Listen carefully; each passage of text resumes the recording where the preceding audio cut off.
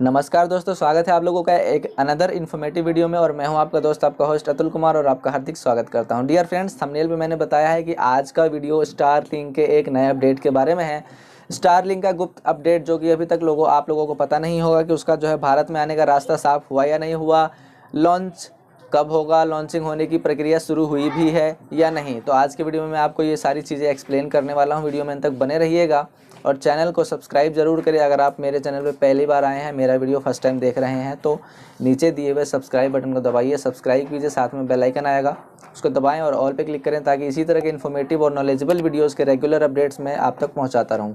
तो आइए दोस्तों, स्टार्ट करते हैं। सबसे फटाफट से मैंने इसकी जानकारी जो जुटाई है उसके पे थोड़ा सा मैं रोशनी डालता हूँ और आपको बताता हूँ। जनवरी 2025 तक स्टारलिंक ने भारत में सैटेलाइट ब्रॉडबैंड सेवाएं शुरू करने के लिए सरकार की आवश्यकताओं को स्वीकार कर लिया है।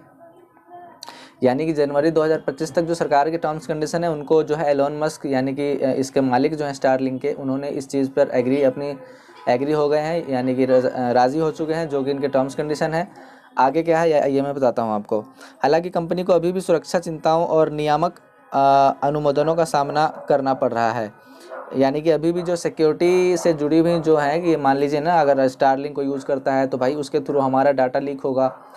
तो इस पर अभी बात चल रही है कि सरकार कह रही है इनको, एलोन मस्क को, कि भैया आप यूज़ तो करेंगे, लेकिन यहाँ का जो जितना डेटा होगा हमारे यूजर्स का, हमारे भारतीय जनता का, वो हमारे इंडिया में ही रहना चाहिए।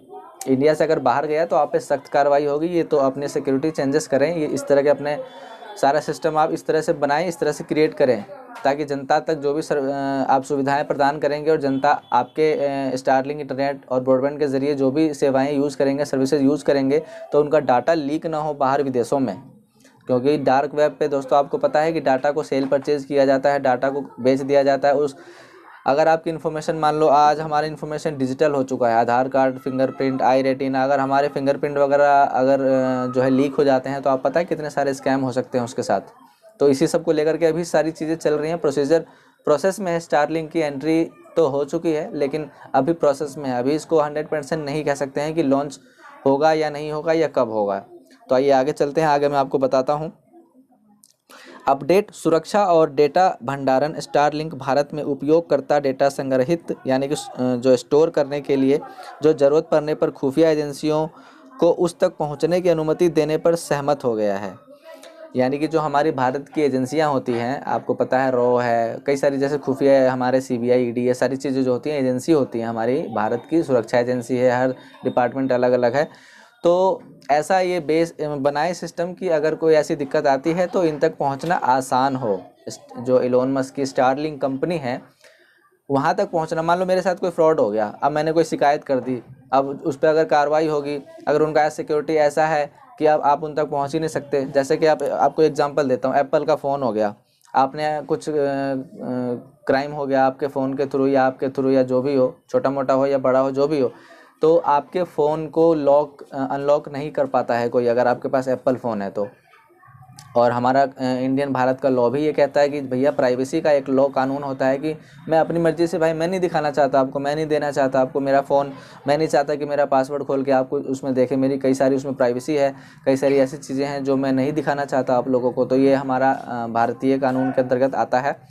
तो लेकिन इसकी परमिशन ये लोग पहले मांग रहे हैं भारत सरकार की, अगर ऐसी कोई दिक्कत आती है तो हम आप तक पहुंचना हमारे लिए आसान हो, उसका हमारा परमिशन ऑलरेडी हम उसके लिए जो है एप्लीकेबल हो, या जो भी कह सकते हो आप, कि इस चीज़ को हमारे लिए रोकथाम ना हो, हम आसानी से आपके सिस्टम में, सर्वर में चेक कर सकें, इन्वेस्टिगेट कर सकें, इंक्वायरी कर सकें। ठीक है, तो आगे देखते हैं क्या है। नियामक स्वीकृतियां। सरकार ने सुरक्षा चिंताओं के कारण, यही चीज़ कि सुरक्षा को ध्यान में रखते हुए सरकार ने अभी तक मंजूरी रोकी हुई है। मोबाइल ऐप समीक्षा। स्टारलिंक के मोबाइल ऐप की गृह मंत्रालय और सुरक्षा एजेंसियों द्वारा समीक्षा की जा रही है। अभी हर चीज़ों की इंक्वायरी, ये सारी चीज़ों की जांच पड़ताल की जा रही है। अगर जब तक ये संतुष्ट नहीं होंगे भारत की सभी एजेंसियां, सरकार, मंत्री जो भी हैं, तब तक ये स्टारलिंक के लिए अभी बाधा बनी हुई है। आगे क्या है। सैटेलाइट स्पेक्ट्रम आवंटन। भारतीय दूरसंचार नियामक प्राधिकरण यानी कि ट्राई स्पेक्ट्रम आवंटन और मूल्य निर्धारण की पद्धति को अंतिम रूप दे रहा है। यानी कि अब इनके प्राइसिंग पे डिस्कशन चल रही है, क्या प्राइस रहेगा, monthly, annually, quarterly, half yearly, जो भी इनका प्राइस होगा, प्राइस सेटअप होगा, प्लान्स होंगे, उस पर अभी डिस्कशन चल रहा है कि भैया इतना बड़ा मार्केट है, तो भैया मार्केट है तो देखो इन्वेस्ट करना है तो आपको गवर्नमेंट को भी कुछ ना कुछ फंडिंग देना पड़ता है। तो इसी सब पर अभी डिस्कशन चल रही है दोस्तों। आगे क्या है, प्रतियोगिता जियो और यानी कि कॉम्पिटिटर है इनके जियो, इंडिया में जियो और भारती एयरटेल सहित भारतीय दूरसंचार कंपनियां सैटेलाइट ब्रॉडबैंड प्रदाताओं से संभावित प्रतिस्पर्धा को लेकर चिंतित हैं। यानी कि ये सोच रहे हैं कि भाई हमारे कॉम्पिटिटर स्टारलिंक आ तो गए हैं, लेकिन ये टेंशन में है, चिंता में है जियो और एयरटेल वाले कि भैया ये अगर आ गए तो ऐसा ना हो कि इन्होंने ये सस्ता प्लान लॉन्च करें और फिर भारत केंद्र सरकार जो है हमारी या केंद्रीय मंत्री जो है इनको ज़्यादा सपोर्ट करे, इनको ज़्यादा बढ़ावा दे दे। तो इस वजह से टेंशन में है।